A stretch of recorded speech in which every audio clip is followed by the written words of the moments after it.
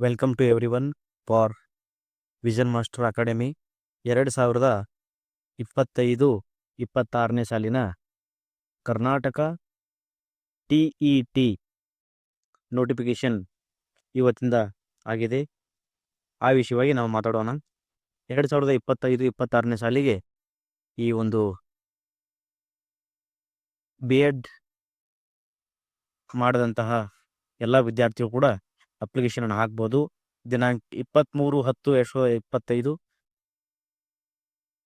ದಿನಾಂಕ 9/11/2025ವರೆಗೆ ನಾವು ಏನು ಮಾಡ್ಬೋದು, ಆನ್ಲೈನಲ್ಲಿ ಅಪ್ಲಿಕೇಶನನ್ನು ಹಾಕ್ಬೋದು.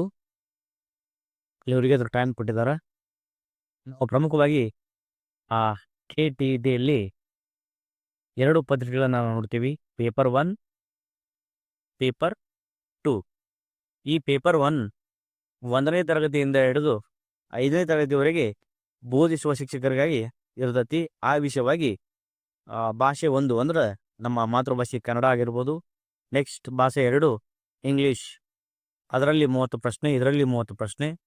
ಶಿಶು ಮನೋವಿಜ್ಞಾನ, ಇದರಲ್ಲಿ 30 ಪ್ರಶ್ನೆ. ನಂತರ ಗಣಿತದಲ್ಲಿ 30 ಪ್ರಶ್ನೆ, ಪರಿಸರ ಅಧ್ಯಯನ 30 ಪ್ರಶ್ನೆ, ಸಮಾಜ ಅಧ್ಯಯನ, ಗಣಿತ ಮತ್ತು ಪರಿಸರ, ಹೀಗೆ ಇದರ 60 ಪ್ರಶ್ನೆಗಳು. ಒಟ್ಟು 150 ಪ್ರಶ್ನೆಗಳು ಪೇಪರ್ 1ನಲ್ಲಿ ನಮಗೆ ಕಂಡು ಬರ್ತದೆ. ಪತ್ರಿಕೆ 2 ಪೇಪರ್ 2 ಅಲ್ಲಿ ನಮಗೆ 6ರಿಂದ 8ನೇ ತರಗತಿವರೆಗೆ ಪಾಠ ಮಾಡ್ತಕ್ಕಂಥ, ಬೋಧನೆ ಮಾಡ್ತಕ್ಕಂಥ ಶಿಕ್ಷಕರಿಗೆ ಈ ಒಂದು ಪತ್ರಿಕೆ ಸಹಾಯ ಆಗತ್ತೆ.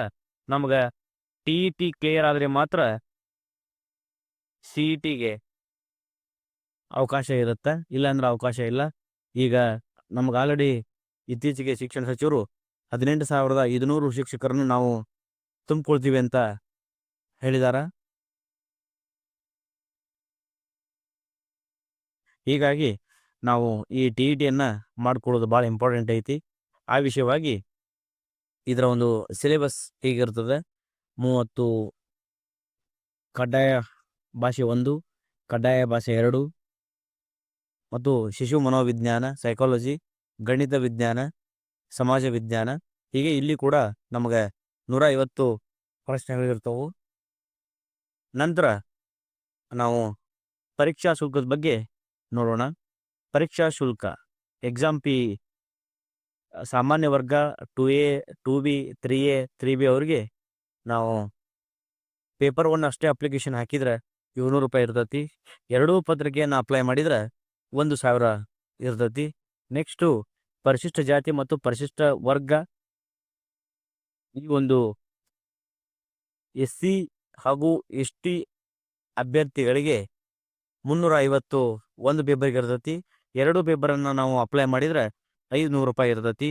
ಇಲ್ಲಿ ವಿಶೇಷ ಚೇತನ ಅಂದ್ರೆ ಈ ಬ್ಲೈಂಡ್ ಸ್ಟೂಡೆಂಟ್ಸ್ಗೆ, ಅಂಧ ವಿದ್ಯಾರ್ಥಿಗಳಿಗೆ ಶುಲ್ಕ ವಿನಾಯಿತಿ ಇರ್ತೈತಿ. ಅವ್ರಿಗೆ ಯಾವುದೇ ರೀತಿಯಾದಂಥ ಒಂದು ಪರೀಕ್ಷೆ ಶುಲ್ಕ ಇರುವುದಿಲ್ಲ.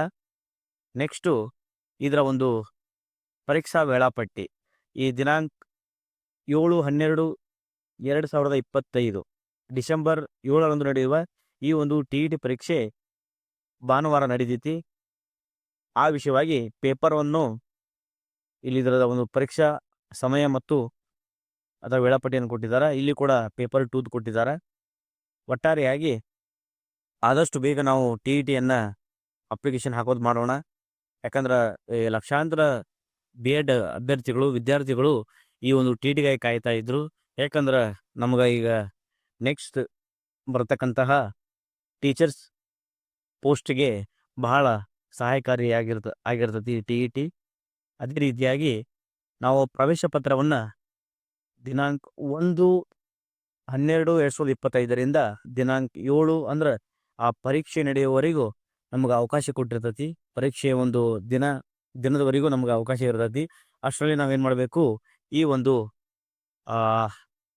KRTET ಅವರು ಬಿಡುಗಡೆ ಮಾಡಿದಂತಹ ವೆಬ್ಸೈಟಲ್ಲಿ, ಇಲಾಖಾ ವೆಬ್ಸೈಟಲ್ಲಿ ಲಾಗಿನಲ್ಲಿ ನಾವು ಯೂಸರ್ ID ಮತ್ತು ಪಾಸ್ವರ್ಡನ್ನು ಹಾಕಿ ನಾವೇನು ಮಾಡ್ಬೋದು, ನಮ್ಮ ಒಂದು ಪ್ರವೇಶ ಪತ್ರವನ್ನು, ಹಾಲ್ ಟಿಕೆಟನ್ನು ನಾವು ತಗೊಳ್ಬೋದು. ಹಾಗಾದ್ರೆ ನೀವೆಲ್ಲ ನೋಡಿದ್ವಿ, ದಿನಾಂಕ 7/12/2025 ಭಾನುವಾರ ಈ ಒಂದು KTET ಪರೀಕ್ಷೆ ನಡೀತೈತಿ. ಆ ವಿಷಯವಾಗಿ ಆದಷ್ಟು ಬೇಗ ಎಲ್ಲರೂ ಅಪ್ಲಿಕೇಶನ್ ಹಾಕಿ ನಾವು ಸಾಧ್ಯವಾದಷ್ಟು ಆ ಟಿ ಇ ಟಿಯನ್ನು ಮಾಡ್ಕೊಳ್ಳೋ ಪ್ರಯತ್ನ ಮಾಡೋಣ.